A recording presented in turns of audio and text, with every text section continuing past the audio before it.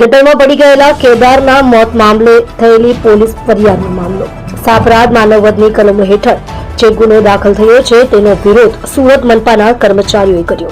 આવો ગુનો સુરત મહાનગરપાલિકાના કોઈ પણ કર્મચારી સામે દાખલ ન થવો જોઈએ તેવી માંગણી કરી પોલીસની જગ્યા પર જ મનપા કમિશનરે જે પણ કાર્યવાહી કરે તે મંજૂર હોવાની વાત કર્મચારીઓએ કરી।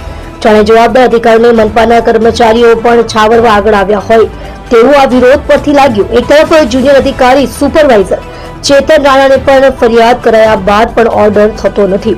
અધિકારી સસ્પેન્ડ થાય તો જેલમાં જશે તેવું પાલિકાને ભાન થતા પાલિકાએ આ નિર્ણય અટકાવ્યો।